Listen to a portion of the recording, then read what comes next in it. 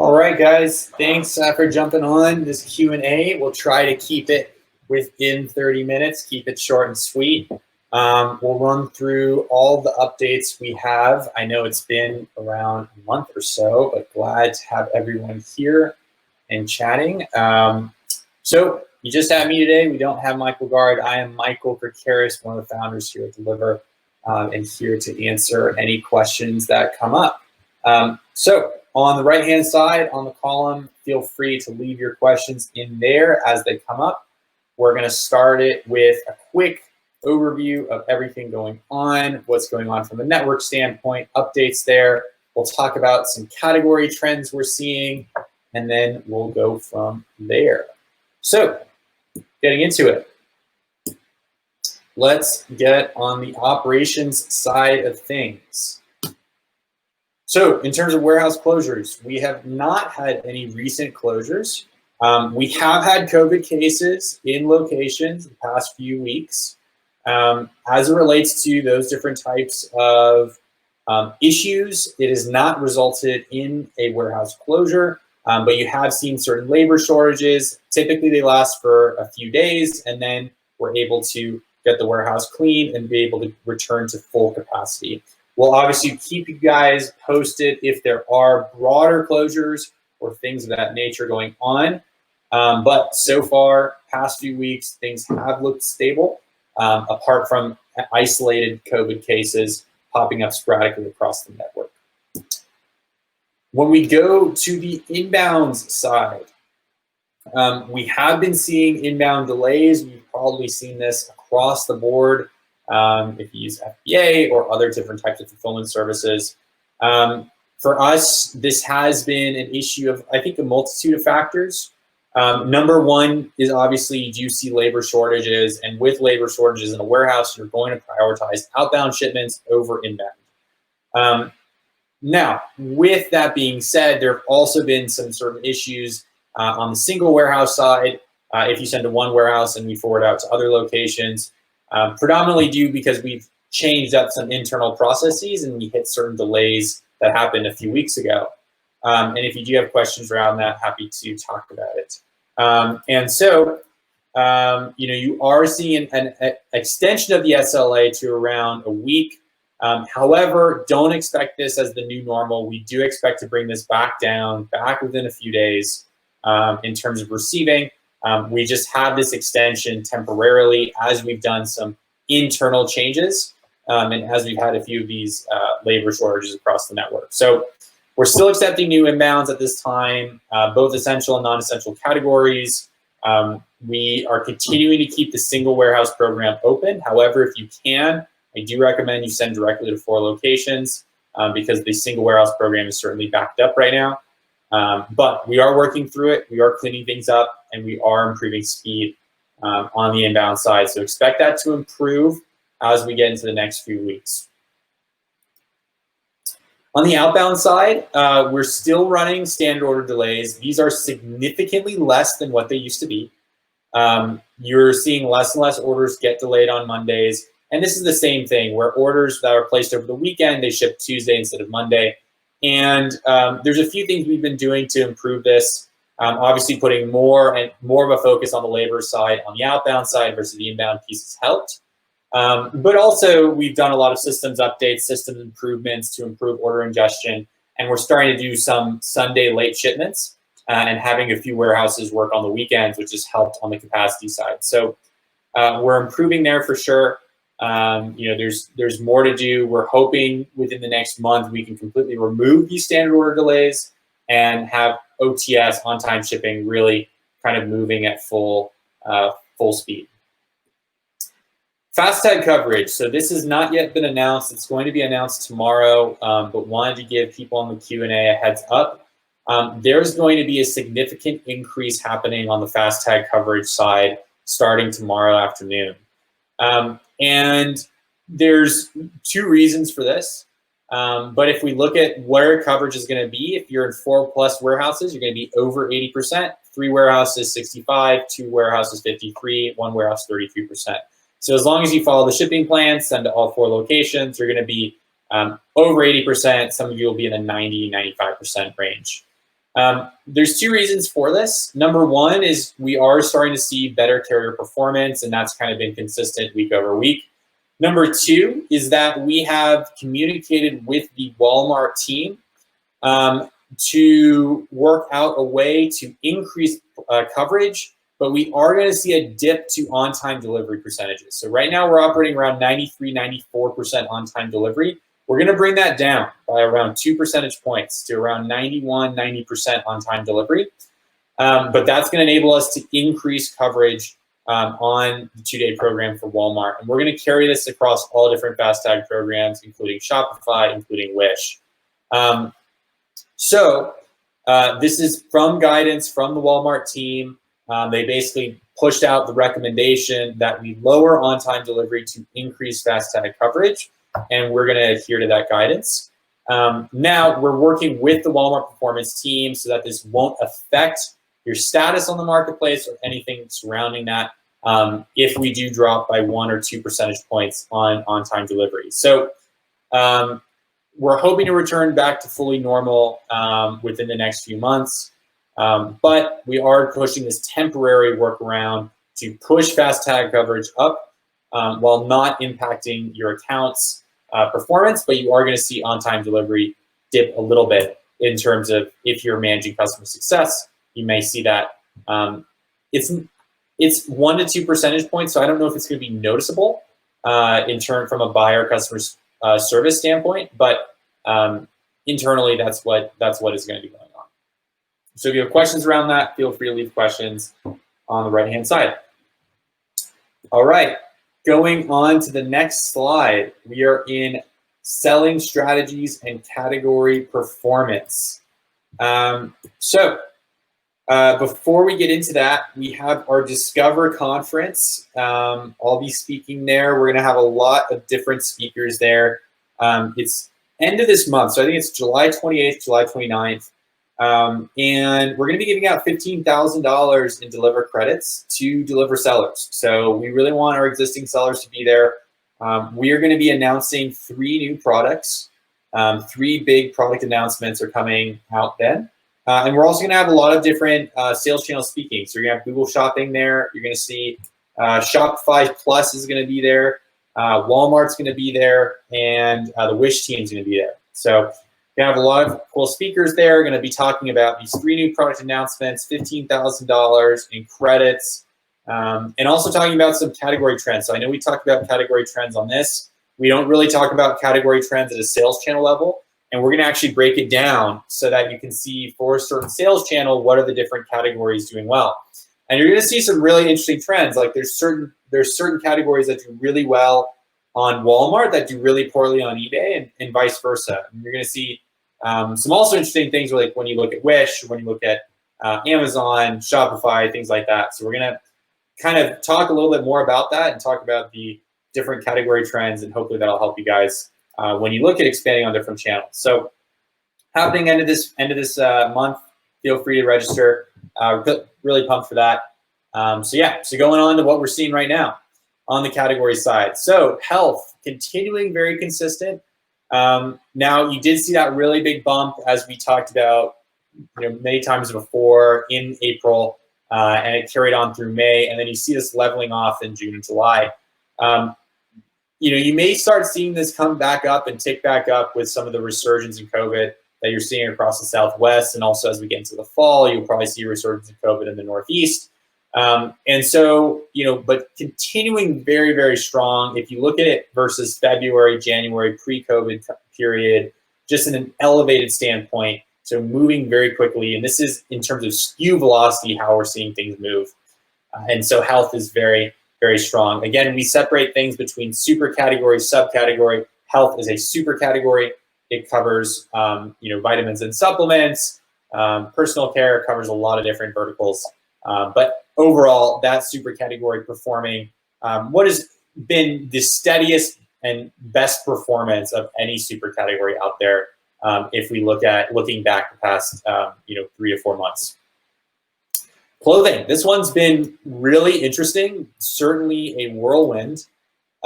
You have seen really strong performance in in the past few months, but certainly volatile. You see it kind of really pick up and then kind of retract, then pick up, then retract. Odd behavior here.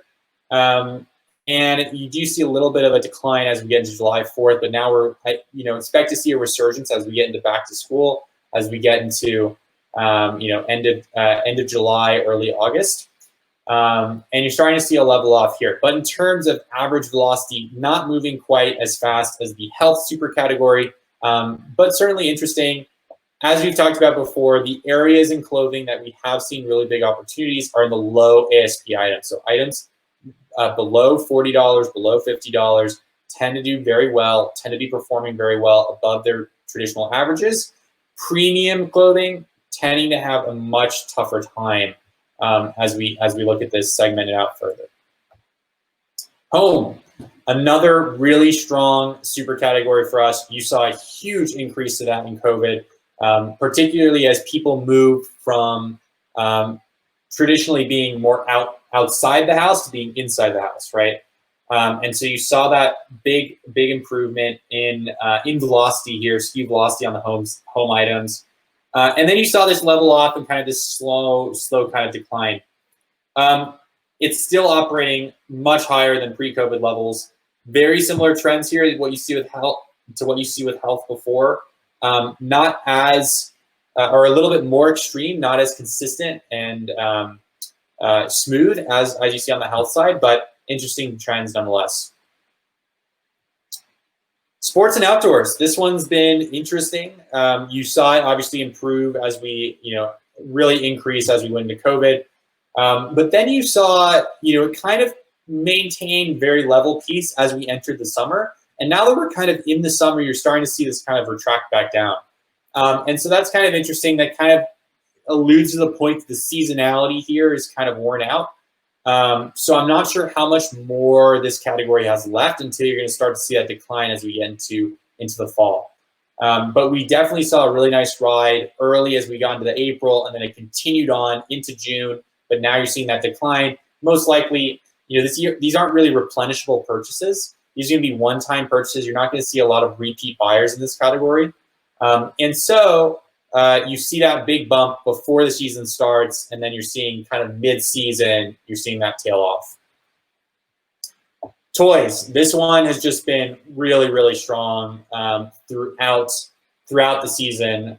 You saw it kind of gradually tick up into April, not as extreme as home or as health, because it's not as time sensitive, but you have kids at home, with these stay-at-home orders. And so you're starting to see this really consistent, and it's very, very flat.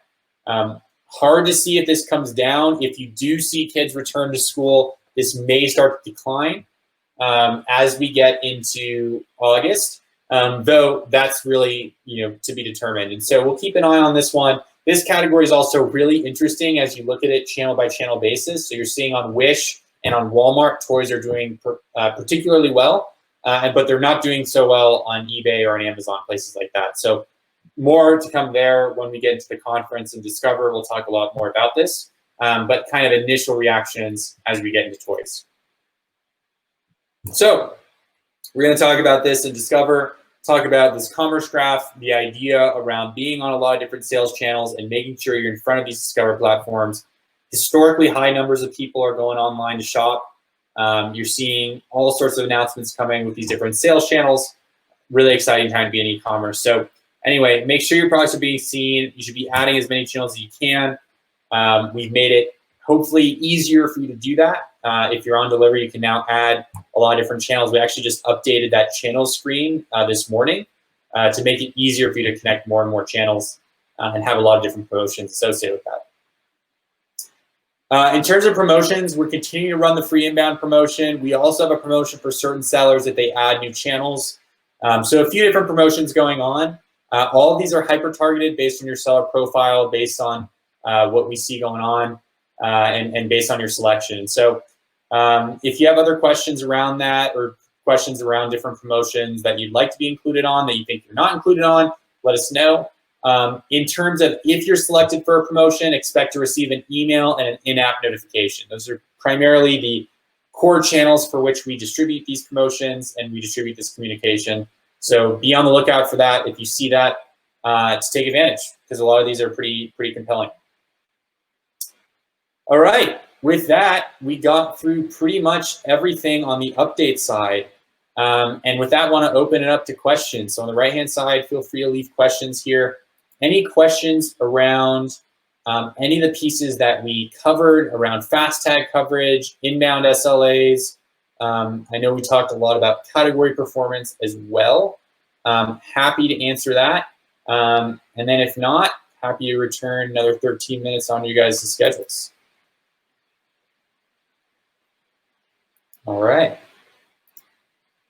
So, question here from Nick. Why is the 2-day tag not visible even when the date of the delivery is the same as 2 days? So it would depend on the program you're referring to.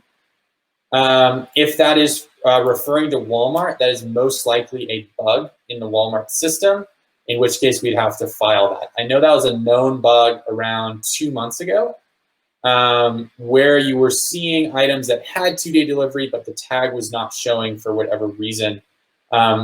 We also saw the inverse, where an item should not be showing 2-day delivery, should be showing standard delivery, but the tag was being removed, but the actual delivery time was not changing. So we saw that around 2 months ago. We did see the incident rate of this come down quite a bit over the past month or so, but would be interested to see, yeah, in terms of where this is happening. Okay, so I think that's interesting. So yeah, we'll take a look. If you have a case number, we can reopen that thread with the Walmart team. And it was, I believe, some sort of update issue on their end where they were able to remove the tags, but that wasn't communicating to their shipping options. And you saw this kind of bizarre behavior. So do let us know on that. Yeah, I mean, I think general pieces around the Walmart piece, you know, it's going to be a little bit finicky. It's under a lot of volume right now. But I do think if you see bugs like this, raise it with Walmart, raise it with us, and then we'll triage the issue. Typically, these two tend to land on the Walmart side of things. But if you're able to give us visibility, we can help raise those issues with Walmart so that they are aware of these issues and can kind of look at it. So yeah, with an issue like this, it does sit on the Walmart side, but we do follow up with the Walmart team to try to get them to resolve. And try to triage these issues and try to help them kind of debug some of these things, because we are one of the highest, the highest user of their 2-day program when you look at their partner ecosystem. Any questions on the inbound side, things like that we can help with, or are we all clear there? Like I mentioned, the 8-day extension, it is temporary. Don't expect it to last. Hopefully, especially as we get into Q4, that should be improving quite a bit. We did have these processes changed internally that happened on the cross-dock side 2 weeks ago, but that should be improving quite a bit as we get there. Okay. If there are no other questions, we will take it from there. So Nick, we'll take a look there. Yeah, so question here from Jackie. Do you have plans to increase the number of people in customer support like Deliverr? I get frustrated how long it takes to get a response, especially with urgent issues. There's a shipping label glitch a couple weeks ago. Yeah, so on the support side, we've been adding a lot of headcount on the support side. So I think we talked about this last Q&A. We went pretty in depth into the kind of the evolution of support at Deliverr, which has kind of been unique. So at the beginning of the year, we had support all in one team. So you had this monolithic team, and they basically answered the same agent would take an inbounds case, it would take an outbounds case, and a fast tag case. And that didn't really scale. And so what you saw, especially as COVID came, and as you've seen really high growth on Walmart and Wish and Shopify, kind of every channel really kind of taking off, is what worked with several hundreds of sellers didn't work with several thousands of sellers. And so what we did is we separate out the teams. And so you have an inbounds team, you have an outbounds team, then you have an integrations team. And that started improving on specializations. And it also started to give us an understanding, because those teams would now have weekly meetings with their engineering counterparts to figure out what are the key issues, what are the key problems creating tickets.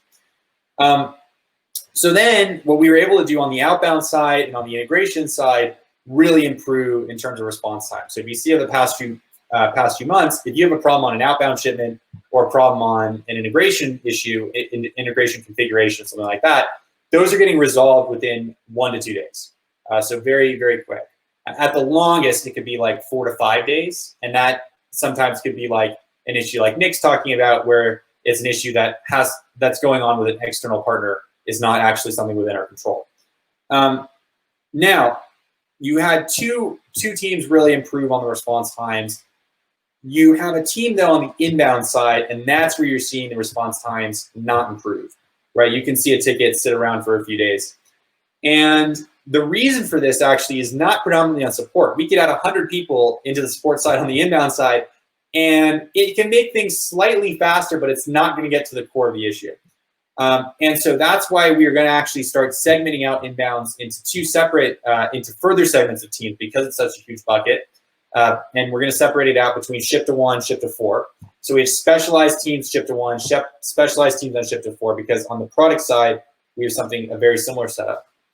And we are now diagnosing what is every ticket going on within ship to 4, what is every ticket going on within ship to 1, and what are the ways that we can prevent these tickets from ever even having to come up.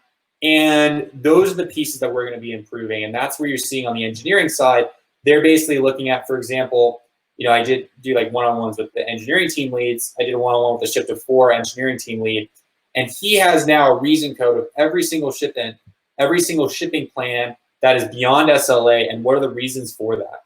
And how can we improve that? What are the different issues behind that? And so I do think this engineering backing to support and the segmentation of support is going to improve things quite a bit. And I don't think it's just a staffing issue. And so obviously we've been adding headcount to that team. It's probably grown by at least 25% in the past 30 days. So you have a lot of new headcount coming in. But for more of these systemic issues, you're starting to see this now one-to-one mapping between support and engineering, where now the engineering teams are working on a lot of these things to automate and remove these tickets from happening. Huge one that you're going to see come out this week is removals. Removals was a huge piece that was going to that inbounds team. And because it was a very manual process, and you had to have the support team talking to the warehouses talking to the support team. And what we did is we automated that entire process. You're going to see in the next week or 2 weeks, it's going to be an automated process where you just go create a removal order, and then to the warehouse, it looks like a normal order. You also saw non-compliance, a huge ticket bucket if you were with us 2-3 months ago. And that was another thing where we now have automated that. So you can see in your inbounds portal, it's going to show up and say, hey, here are the inbounds that are non-compliant. It'll give you photos of those items, and you can resolve those. And that ticket used to be 5 days to resolve, and now you can get that done in 30 minutes. And there's a lot more. Like, those are 2 examples, but there's like 20 to 30 other of these types of pieces where we need to push out automated solutions so that you don't need to create a ticket in the first place. So that's the way we're approaching it.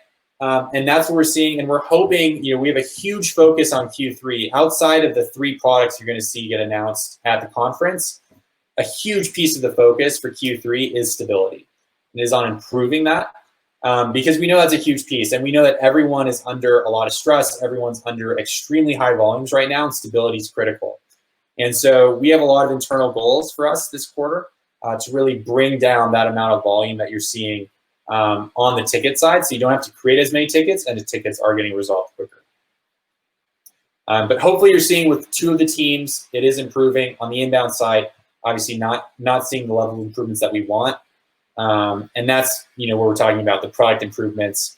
But certainly the issues we saw with the ship to 1 location 2 weeks ago, where we did change some internal processes out the crossdock, did not help things. And so we're kind of in a little bit of a hole that we're working through. We saw a lot of improvement there on ship to 1 end of last week, and we're hoping to carry that out into this week so that hopefully we can get that 8-day receiving delay down to 1 to 2 days, which is what it was a few months ago. Other questions around that?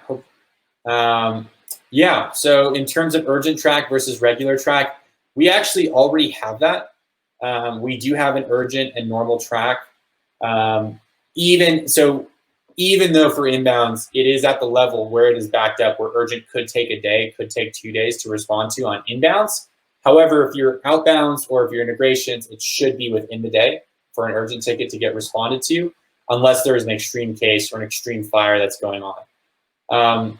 And again, getting at the root of the issue, we have to build more of these self-serve tools to make it easier to resolve these tickets, as well as up the headcount. So upping the headcount is easy. We're doing that. Building some of these self-serve tools takes time. And what you see is kind of this logarithmic reaction where you build a new tool like self-serve non-compliance and you see the ticket volume really decrease, but it takes a month to get that out because it's a really big, huge product lift. And so you're going to kind of see that. We're going to see these step function changes on responsiveness. It's not going to be a gradual thing. As we release more of these products that can auto-resolve a lot of these tickets very quickly. Because the ticket buckets are very similar. They're very measurable and they're very, it's very calculable. We know what we need to build to bring it down. Like we have a path to get down the response time, but we just need that time.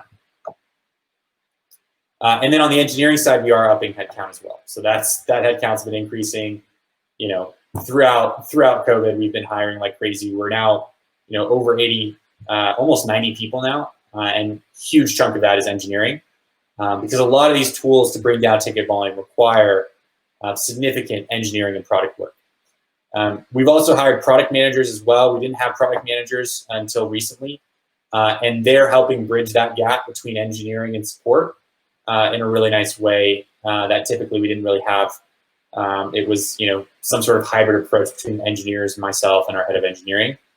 And so you might even get reached out to from one of our product managers as they're working on these types of issues.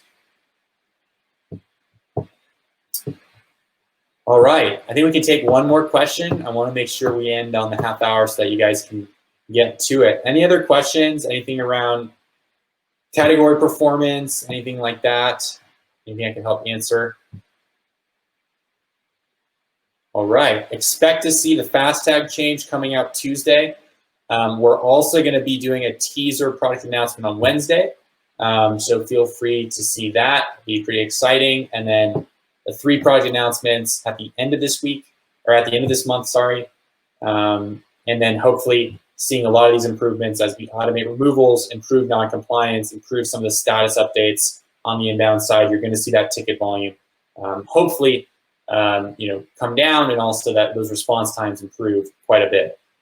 Also, you guys do have account managers. If you're Deliverr sellers, feel free to use them as much as you can.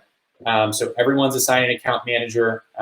They should be introduced. If you don't know, just reach out to support. Just email them and say, hey, I don't know who my account manager is. They can help with listing optimization, adding new channels, all that kind of stuff. They've really helped grow a lot of our accounts. Okay, last question from Nick right before we drop off. How soon can we just create 1 shipment instead of 4 shipments for the 1 location inbound? That is on the docket. Should have happened already. However, we did see that delay because we made these internal process changes that resulted in this influx in tickets going onto the inbounds bucket. So another case, we know what we need to do there. It is spec'd out. We were hoping to have that out mid Q3. It might be more end of Q3 because we're just working on stability right now with that program and bringing down the ticket volume with that program so we can get to the point where we can add new features. But with that program, the number 1 focus is stability, like Jackie was talking about in her questions, before we get to new features. We love building new features. We're obviously really good at that, but we want to make sure that for the sellers in the program, they're able to get their inventory received. They're able to get any issues sorted out very quickly before we go and add new features. So good question, on the docket. Expect to see it in the next few months. But right now, focused on speeding it up, efficiency, improving those types of things so that you don't get stuck with a ticket, sitting around for a few days. All right, guys. thanks for jumping on. Really appreciate it. I will see you guys at the conference. Please be there. It's going to be fun. A lot of new stuff happening. Really pumped for it. July 28th, July 29th. And then we'll probably do another QA, I think, next month in August. All right. See you guys. Thanks for jumping on.